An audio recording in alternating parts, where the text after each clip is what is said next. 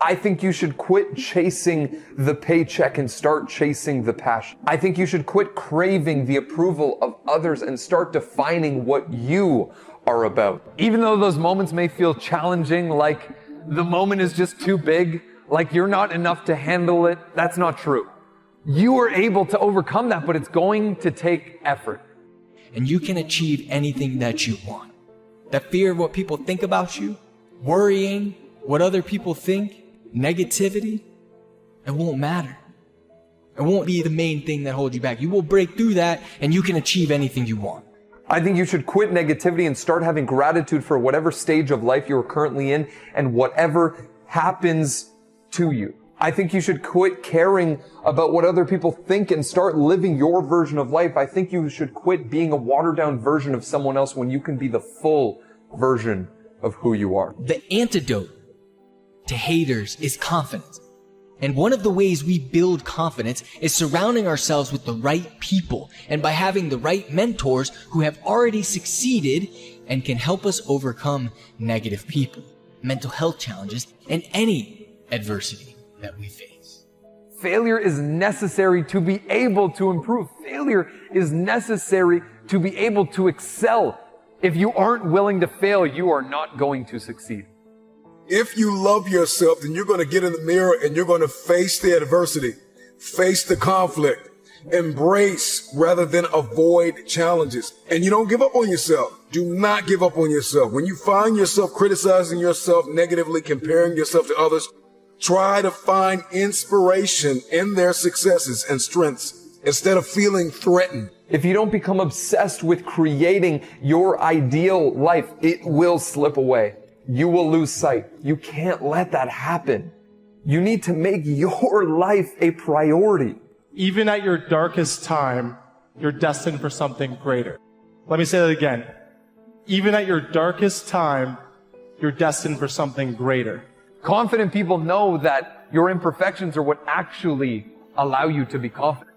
They will be the determining factor in your ability to feel confident and your ability to have confidence be a part of your life.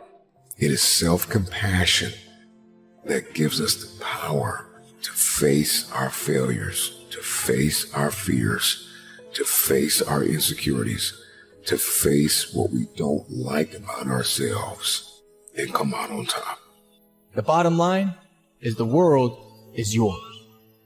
I don't think confidence is something that you are born with. It's a skill set. And I had no confidence. So confidence is something I taught myself over the years. I started becoming okay with who I am. I became the best version of me. And then I sort of said, I'm okay, I'm all right. Even if someone else thinks this, I'm okay. And everyone can do that. People just don't realize it. So it made me understand that confidence truly is the key to getting ahead in life. If you believe in yourself, the world will believe in you. Because perception is reality. As soon as I started doing everything that I loved, there was a surge of power, a surge of confidence. I wasn't insecure anymore because the emotion that had the most dominance in my thought process was actually being paid attention to. I'm really sick of being insecure. I believe I'm enough, and I believe that everything I have that I need for life to make all my dreams come true, I know it's already inside of me. It's who you are and being comfortable with who you are that influences other people to say, oh, okay, maybe I could do that. You can't wait for destiny. No one can be that. You can't be like, oh, destiny's going to knock on my door one day. No, it won't. You have to be able to recognize opportunities. Because there'll be a lot of them that come into your life. And once you recognize an opportunity, you have to seize the day and work bloody hard because there'll be 25 other people who want to do it. The first step is belief, right? People think the belief comes once you've done it. You won't even take the first step if you don't believe that you can accomplish it. So we lead with belief as a species. So you have to find a way to believe in it to move. So your mom is giving you an awesome challenge. Can you believe in the face of her doubt, right? And to me, when people doubt me, it's a gift. I love that because I believe in beauty and rage. And you need both. I need people to love me. I need to want beautiful things for myself and for others. I want to create something amazing. I want to help a lot of people. I also want to prove a lot of people wrong who don't think that I can do this. I want to crush the enemies that want to see me fail, that want to do anything they can to ensure that I fail. The reason if you fire everybody, you might be the problem is, and I have no idea, but like one of the theories or the things that I've seen is that it means that you're not willing to be accountable. When I fire somebody, earlier I said firing, that was my fault. I hired them. When we lose a client because of the head of strategy or creative or media, that's my fault. I empower them. Once you take on full accountability, life gets awesome. Once you realize everything is your fault and you're in control, you know why everybody's so upset? They think somebody has control over them. I don't give a shit who the mayor, who the governor, who the president is. I'm gonna live. It's real facts. And by the way, if you don't like it, move to Sweden. Like, you're in control. I think that's, you know, my parents, and I'm not sure that's a Soviet thing, that was my parents, but I believe it is. They just, all the emotions go out and it's get the job done. Yeah, dude, when you have context where like you had to stay in line for bread, there are people who complain every day and like just complain, but are buying $7 coffees at Starbucks. Like, do you know how soft you are when you buy $7 coffee? I went on one family vacation in my life growing up. I worked every day from 14 years old, every weekend, every single summer day. I have no entitlement.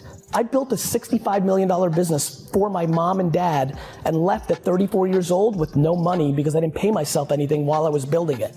So when these kids are talking about being sad and want to be somebody, I was 34 years old and built a $65 million business. I built it, right? And I left with nothing and started over at 34. Zero. I started VaynerMedia in the conference room of Buddy Media's company because I had no money to pay for our own rent. I lack entitlement. It's my strength. I took that from them. Dwelling and pondering and crying doesn't do shit, and it especially doesn't do shit in this echo chamber. In this arena, there is no crying. You can cry, you're just gonna lose. And I have bad news about complaining and crying. Let me tell you something about complaining and crying that's really, really gonna hurt for all you complainers out there. Nobody gives a shit.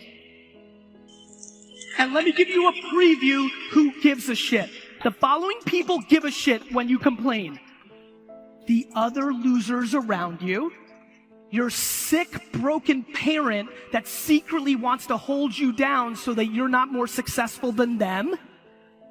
And let me remind you one more time, the other fucking losers around you. We have to start deploying self-awareness. If you leave here and start your process of really knowing what makes you happy, of who are you really, if you could stop chipping away the voices from the outside, if you can start figuring out what you're scared of, if you want to actually do something, even in the light of the picture that I'm painting right now, who are you scared to fail in front of? The reason so many of you are not doing what you want to do is you're scared to fail in some. You're scared that your brother will judge you, your wife, your girlfriend, your husband, and most scary, your mom or your dad. You need to eliminate that and/or own that fear and put yourself in a position to succeed. Because with all of this, we are now in the greatest era. For the first time ever, with no fucking money, with no goddamn connections, this can put you on the map. If you're good enough, if you are good enough to be up here, to make bling bling, if you are good enough, nobody's stopping you. Not fucking Donald Trump, not the fucking Russians, nobody. If you're building a small life on what you have, what God has given you, you're made in the likeness and image of God, and you've been given authority and dominion over everything over the face of the earth, you can build a new life. You can fit a new life, an expanded life in a small mind. You have something special. You have greatness in you. Visualize the life that you want to create. Make the commitment, make up your mind to make a radical change in your behavior, knowing you don't get in life what you want, you get in life what you are. Look at your relationships and ask the question, what kind of person am I becoming because of this relationship? What is it doing to me? Am I growing mentally and emotionally and spiritually and financially? What is this relationship doing to me? Am I a better person because of this relationship? Does this person hold me accountable to a higher standard? Do they bring the best out of me? When you go out and try to do anything outside the norm, and I'm talking anything outside the norm, you are going to be faced with negativity. You are going to have people misunderstand you. And because they misunderstand you and because you are doing something that they don't do, whether they agree with what you do or not is irrelevant. They're just not familiar with it, okay? And what do people do when they don't understand things? They usually attack them. They usually put negativity towards it. They usually project their own insecurities and their own reservations about what it is they are incapable of doing, and they put them on you. And so when you start out in business, or you start out on a weight loss journey, or you start out to be a better person, you are going to face negativity. And I don't give a shit what any of these frou-frou, fluffy guru motherfuckers out there tell you. Okay, everybody likes to pretend this is an ideal place. They like to think that everything's really going to be nice and it's going to be easy and it's going to be this. And I just have a really hard time telling you guys that shit because it's not true. If you can become someone that can transfer negativity into productive action, you are literally unstoppable by outside circumstances and outside elements. The only person that can stop you when you're able to do this is you. And the way you stop you is you can burn yourself down, right? You can get too negative. You can get too hot. You can get too frustrated. So it's something that you need to learn how to pivot on, but also control in a productive way. You all have friends that tell you shit like, hey man, what do you think, you're too good for us now? Or, you know what, I don't think that's a good idea for you to do this. Or, you know what, you're too fucking fat to do this. Or you're too stupid, or you're too lazy.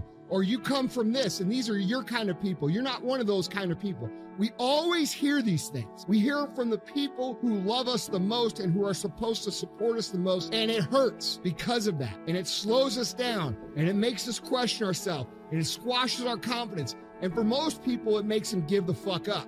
And I'm not with that. When people tell me shit that is negative, I take that energy, I take that frustration, I take that pain, and I go address whatever is causing the pain, because the reason it's causing pain for you is because it's true, all right? You have to acknowledge that. The reason people call you fat is because you're fucking fat.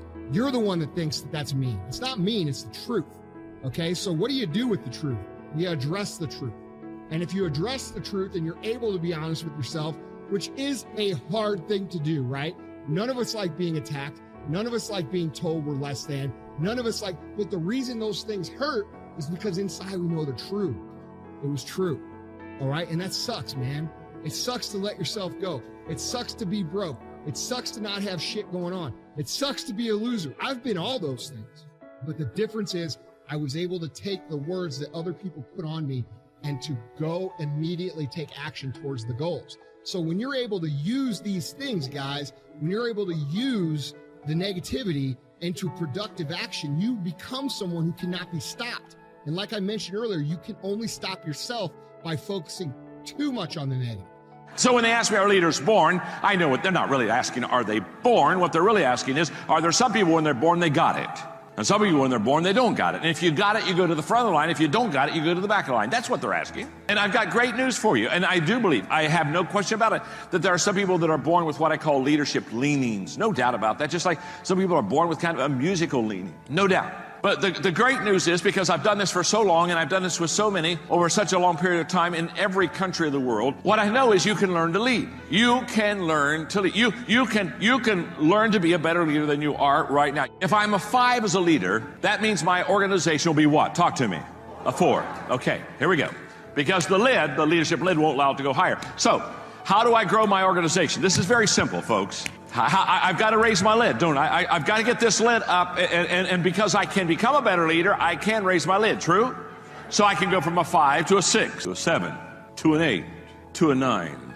You see, your organization will grow to the size of your leadership ability. Now, if I were where you are and I was listening to what I just said, and I was taking notes, somewhere on my notes or somewhere on my iPad, I'd be putting a star right here. I'd be putting a rocket ship. I would be putting a sign that says, do not miss this. Because your ability to lead will determine how successful you'll be in this house, without any question. The whole concept, the whole idea that you can learn to lead, and if you learn to lead, and the better you learn to lead, the more successful you can become, and the greater your business. This is an absolute fact. It's not a theory, it's not a thought, it's not an idea, it's not a principle, it's a fact. And the law of the lid says, the better you learn to lead, the higher you lift that lid, the greater your business can become. Now, that's the law of the lid. How we view things determines how we do things. That's just an incredible principle. Now, each one of these I could preach 30 minutes on, but they won't let me do that. But how I view things determines exactly. So if I view things in a perspective of wanting to serve with excellence, guess what I'll do? I'll serve with excellence. If I view things in a very kind of a average way, then I'll put average into that endeavor. So how I view things is how I do things. Let me give you another perspective principle that's just huge too, and that is what you see is who you will be.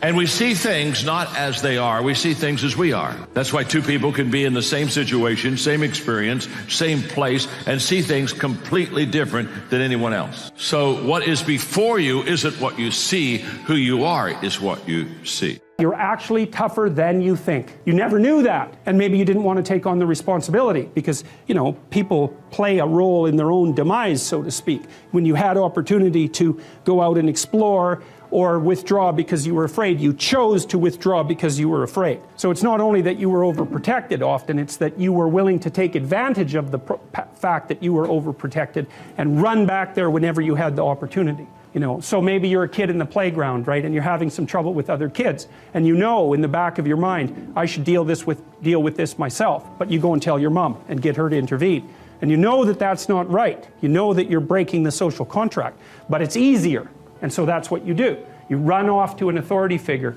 and hide behind the great father, right, roughly speaking. Well, the problem with that is you don't learn how to do it yourself. So then you have to relearn it painfully when you're 40. So then you take people out. You say, well, what are you afraid of? Rank it from 1 to 10. So 10 is, we'll make a list of 10 things you're afraid of. The thing you're least afraid of, we'll call number 10. So we'll start with that. Okay, well, I'm afraid of elevators. Okay, well, let's look at a picture of an elevator. Let's have you imagine being in an elevator. Let's go out to an elevator and let you watch the terrible jaws of death open, because that's how you're responding to it symbolically, right? And you're going to do that at the closest proximity you can manage. You find out, you go do that, and it works. You're nervous as hell, especially from an anticipatory perspective. Shaking. You go out, you stop, you watch it happen, and you actually calm down. You do that 10 times and it no longer bothers you. Well, what you've learned that you didn't die, but more importantly than that, you've learned that you could withstand the threat of death. That's what you've learned. And then you move a little closer, and then you move a little closer, and then you move a little closer, and finally you're back in what's no longer the elevator from a symbolic perspective. It's a tomb, right? It's a place of enclosure and isolation. And you learn, turns out I can withstand that. And then you're much more together, much more confident. And that's often one of the things that often happens in situations like that. I've seen this multiple times, is that if you run someone through an exposure training process like that and toughen them up, they'll often start standing up to people around them in a way they never did before. If you concentrate solely on your career, you can get a long way in your career. And I would say that that's a strategy that a minority of men preferentially do. That's all they do. They work like 70, 80 hours a week. They go flat out on their career. They're staking everything on the small probability of exceptional status in a narrow domain. But it's hard on them. They don't have a life. It's very difficult for them to have a family. They don't know how to take any leisure activity. Like, they get very one-dimensional. Now, it may be that unidimensionality is the price you have to pay to be exceptional at one thing, right? Because if you're going to be something like a genius-level mathematician, and you want to do that or a scientist, say, it's like, you're in your lab all the time, you're working 70 hours a week or 80 hours a week, you're smart, you're dedicated, you're unidimensional, and that's how you get to beat all the other people who are doing that. It's the only way. But the problem is you don't get a life. Now, if you love being a scientist and you have that kind of focus of mind, well, first of all, you're a rare person, and second, you're going to pay for it. But fine, more power to you. But it's a risky business to do that. You sacrifice a lot for it. And I would say most often, if you're speaking about having a healthy life, that isn't what you do. You spread yourself out more. So, you have a family, you have some things that you do outside of work that are meaningful to you and useful. You have a network of friends. Well, those 3 things alone, or 4 things alone, are plenty to keep you well oriented. And then if one of those things collapses, everything doesn't go.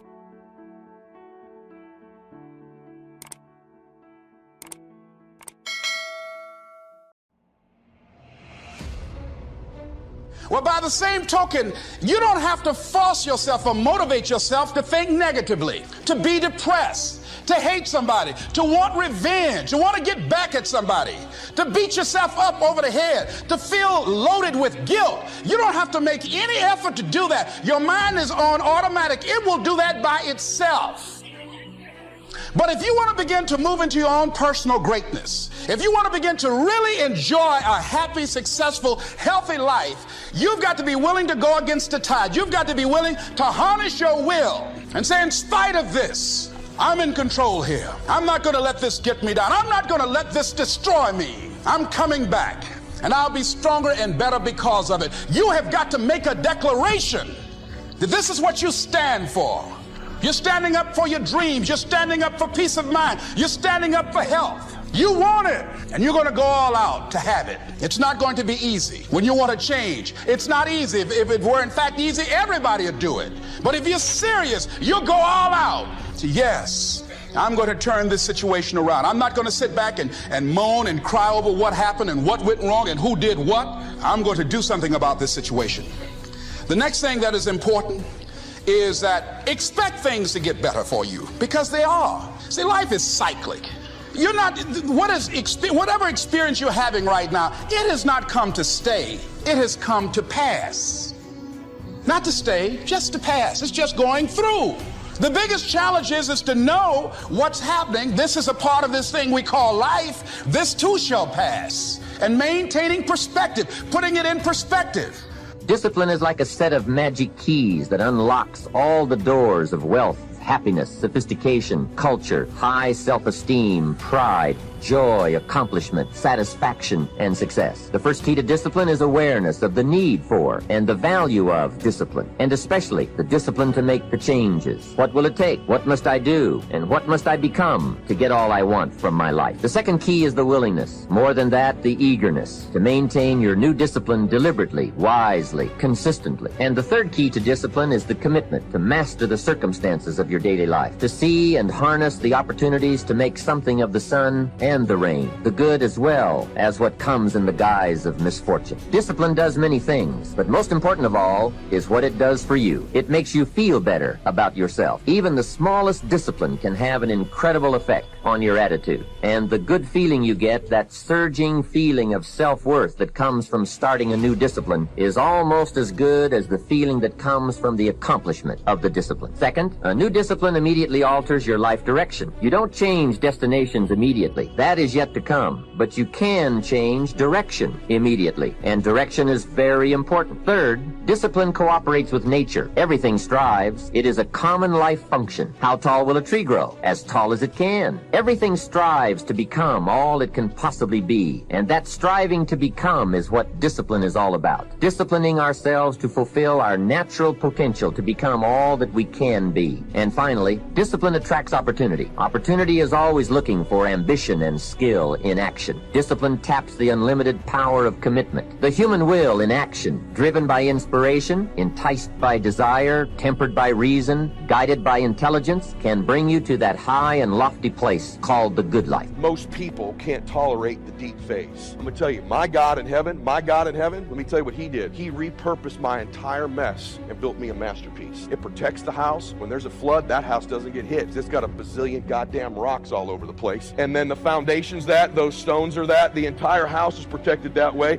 And then we took the dadgum water and we diverted it into the most incredible waterfall, ask Ryan Stewman, you've ever seen in your life. There's a waterfall that runs from 100 yards up my hill all the way down cascading into the lake. Those rocks literally diverted the water that was coming from my family down into the lake. It repurposed my mess into building my dream. Let me remind you of something. Your mess right now in your life, if you got one going, does not disqualify you from making your dream happen. Everyone around you at some point is going to think you're crazy. There's going to be a point where your life was jackhammered and dynamited into a complete mess. And I'm telling you, from those greatest adversities, this is not rah-rah, I'm living proof of it, became one of my great dreams. And from that home is where I met all my mentors, have done the majority of my business deals. My net worth since I built that house has increased about $300 million from that mess, right? I tell you that because that's going to happen for you. You got to be able to bend time. Man, do you hear me on this? There's a few things I know in my life, and I know what I'm telling you is right. Now,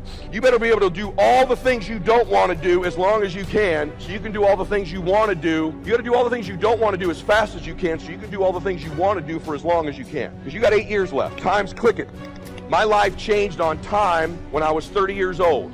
I went to do you have anybody in your family that you resemble? You have like somebody, you look like your uncle or your auntie. You have anybody like that? Yes or no? Some of you? Mine was my Uncle Mike. It's my godfather. I'm Italian. That's kind of a big deal. It's my dad's only brother. He passed away walking through the Waldorf Astoria Hotel in the lobby at 50 years old of a massive heart attack. I went back to his funeral, and when I went back to his funeral, on the way back, the Oprah Winfrey Show was on TV. I'm going to give you a tip right now. There's a thing in your brain, I write about it in my book, called the Reticular Activating System. It's called the RAS. It's the part of your brain that keeps you sane so that you don't notice all the stimulus in your life. It filters into you that which you're deeply convicted of or which is important to you. You will literally see, hear, and feel things that you would not otherwise see when something is very important to you. Let me prove it to you. You ever walk into a crowded room and you're looking for a particular person in that room? The rest of the room begins to blur out as you're looking for that. And when we left that room, if I said you were looking for Sarah, there were 40 people in there. When you leave, I said, who were the other 25 people in that room? You have no cognition whatsoever who the other people were in the room, because what was important to you was Sarah. How many of you have ever bought a new car before? You bought a red Acura. All of a sudden, you got that red Acura. Isn't it interesting? You see red Acuras all over the damn road. Same lane, 3 lanes over, going the wrong direction. You're like, man, everyone's got damn red Acuras. No, they were always there, but they were filtered out because they were not in your importance. If you're going to win, hear all this crap about the secret. There's some validity to it, but here's the truth. There's a reason in your brain that this is all true. It's called the reticular activating system. And if you learn to get super obsessed, your obsessions become your possessions. That's not a meme, that is a fact.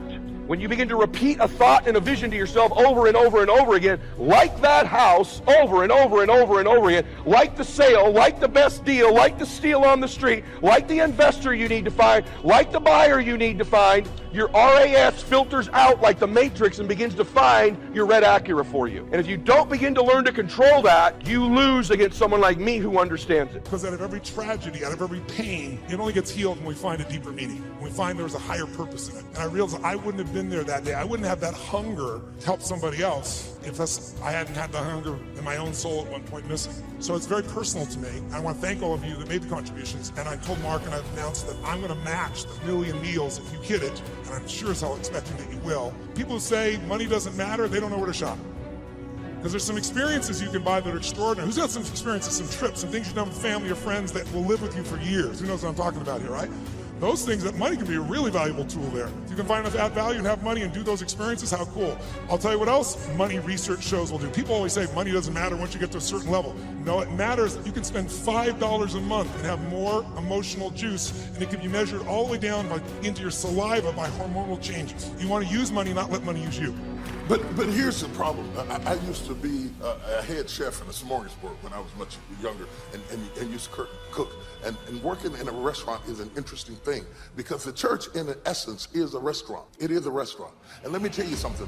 When you go to a restaurant, we choose restaurants, yes, because the food is good, but half of the reason we pick the restaurant is because of the ambiance, the atmosphere. Whether it be a casual atmosphere that you really, really enjoy, or I tend to like pristine atmospheres with white tablecloths and elegance and excellence and crystal and china and all the stuff I didn't get growing up. I'm still restoring that to the cankerworms, and glory to God.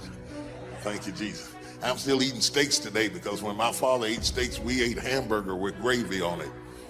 And I'm still getting even. I just eat a steak and say, see, I'm grown. That's how I got this big, being grown. Bless God. But the church is a lot like a restaurant. When you go to a restaurant, everything out front is real nice and the music is playing. And the violinists or the singer is singing over in the corner, and you got the white tablecloth, and you got the crystal goblets and the china, and everybody's putting their, isn't that something about putting a napkin in your lap? That's when you know you really have arrived. when the service is so good that somebody just comes up and just puts a napkin all in you. First time they did that, I thought they was getting fresh, I thought, now, of course I've been on the road a while, but anyway, let me get past that. And so you're having this, maybe I should have stopped it tonight, I don't want to mess you up, but you have this great experience in the restaurant, but that's not how it is in the kitchen. In the kitchen, you got leftover lettuce heads over in the corner that you got to throw away, and you got stuff bubbling and boiling and cooking and spilling over, and people are yelling at one another, I said, bring the soup, it's behind, we got to get out front and say, may I help you? It's not like that in the kitchen. In the kitchen, all hell is breaking loose.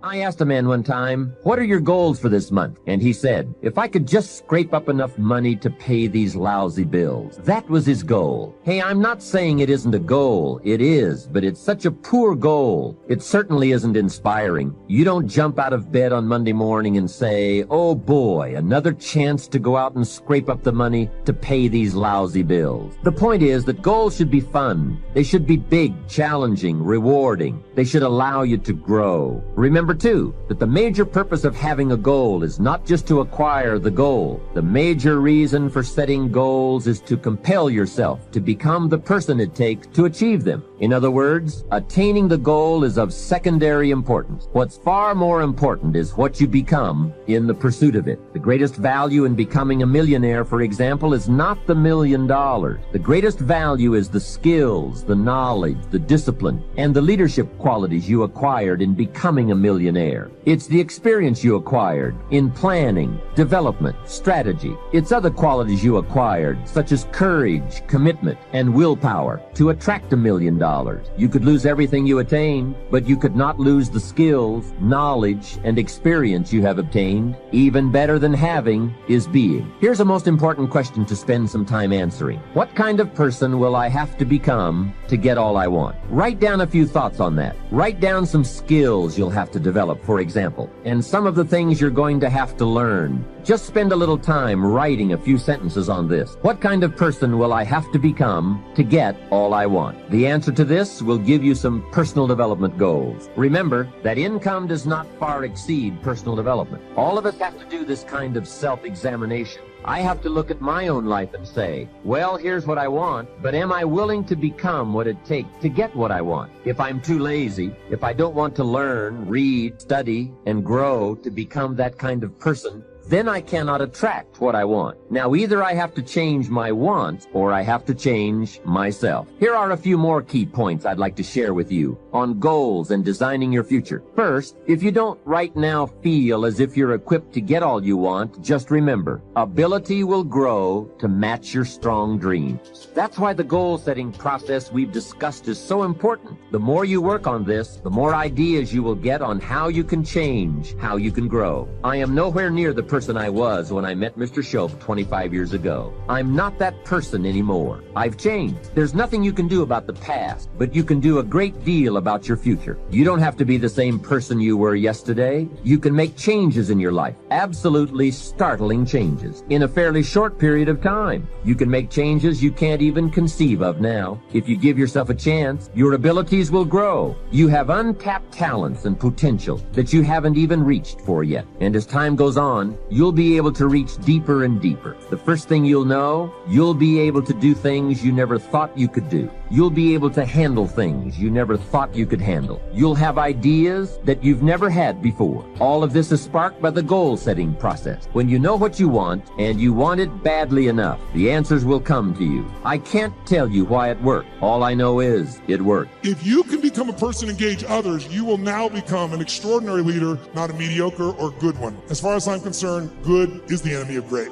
Corny as it sounds. So think about it. I'll give you an example of this book that I did. I did this book because back in 2008, I felt like I was back in my childhood. Everybody around me was suffering. And I hate suffering. Most of the skills I developed is because I want to take somebody else suffering and take them to a place where they have joy and aliveness and health and vitality and abundance or whatever I can do to help. And so I've got the guy that cuts my hair, my barber, is like, his kid can't go to college. He's lost half what he's got to do. A billionaire client of mine is no longer a billionaire. And he's feeling equally bad, he thinks, but suffering is suffering in somebody's mind. mind, right? And so I thought to myself, something's got to be done. And like most of us, somebody's going to do something. In 2010, when things actually got worse and the system wasn't changed, I started reading everything I could read, started watching everything I could watch, and I watched a documentary called Inside Job. Anybody here see Inside Job? If you didn't see it, it was Matt Damon did the documentary on it, and it won the Academy Award. And it actually walked through systematically and showed how the entire world economic experience, our entire economy as a world, was almost destroyed by a few people, and they identified who they were, how they did it, they documented it all, and then they showed what happened to them. And what happened to them, does anybody know? No, not nothing. Nothing would have been a reward compared to what they should have got. They were actually put in charge of the turnaround, and they were given your money and mine. We were taxed so they could put their money back where it belonged. So at the end of this film, depending upon your personality, if you haven't seen it, I should warn you, you'll have one or two reactions. You'll either be very depressed or very pissed. I was on the piss side. I was so angry, and I thought to myself, nothing's been done. This is insane. And something's got to be done. I thought, everybody says something can be done, but what can I do? And I thought, you know what? I've got access. For 21 years, most people think I'm a happy, bouncing around, positive thinking, screaming guy on an infomercial from 20 years ago, but I have continued to grow, not taller, hopefully. But in all that time, for 21 years, I've coached Paul Tudor Jones, who's one of the top 10 financial traders in the history of the world. He's a man who's made more money than almost anyone on earth, along with George Soros and a few other names you may know. But Paul's really unique in that Paul found himself in a position that in 1987, when the stock market crashed, the largest percentage in a day still to this day, he made 20% when the whole world was losing everything. He made 200% that year for his client. Just unbelievable. And then it was like the guy that walked on the moon. What do you do if you walk on the moon? You see that, you look at that incredible view of the earth. It's you seeing it's not a photograph. You come back to the earth, you shake the president's hand, you have a ticker tape parade. Now what do? And a lot of those astronauts, if you know the story, actually became depressed because they didn't have what I call a compelling future, something to look forward to. So Paul had a little fall back, and I was called in to turn him around. Came in and started studying everybody around him, figured out what it took to do it, and built a strategy to put him back in state. He's been successful and made money every year for 21 straight years. Every single year. There's no one in his class that's done that. No one. Pretty amazing. I was with him to give example. We were together, and back if you remember, in the tech bubble of 2000, it blew up. Paul made money. Right by him, side by side, every single day. He's emailing me every single day. I'm talking in some ways, communicating, or I'm going to see him every 3 or 4 months to be there in person to make sure we keep tweaking the system. I'm not there to be a positive thinking coach. You didn't need that crap. I'm a prepare for anything coach. How do we figure out the strategy? I've always been a strategist. I've never believed in positive thinking. I never told people you should go to your gym or go to your garden, better yet, and chant, there's no weeds, there's no weeds, there's no weeds, there's no weeds. I'm like, here's the weed, let's pull it out. That's what I do with him. 21 years. 21 years includes 9/11, when the whole markets are blowing up, making money. 21 years includes everything we saw in the subprime crisis, making money. It includes when we all went through the dropping gold, those are associated to it not long ago. So I've been there with all those pieces, and I got a chance to learn from this guy side by side, and I've been able to contribute to him in a significant way. You'd be shocked how many ministers crumble because they don't have support and secretly want to get out of the ministry and are secretly burned out and are secretly tired, and their marriages are in jeopardy and their minds are perplexed because they're doing too much. Leaders, if you are doing anything in your church that somebody else could do, you shouldn't be doing it. Good leadership is working yourself out of a job. And if you are busy doing stuff that somebody else could do, then you're a control freak. And you need to give up control and allocate that over to somebody that you can trust so that you can reserve yourself for your highest and best use. I want you to ask yourself a question every time you take an assignment as a leader. Is this my highest and best use? Or am I busy doing something that somebody under me could do? If somebody on your team could do it, you shouldn't be doing it. Because as you go and as you grow, you must reserve yourself for your highest and best use. And if you will relinquish your need to control everything, you will create a place for somebody to serve and alleviate your stress and be better at your highest and best use when you are not distracted by the trivia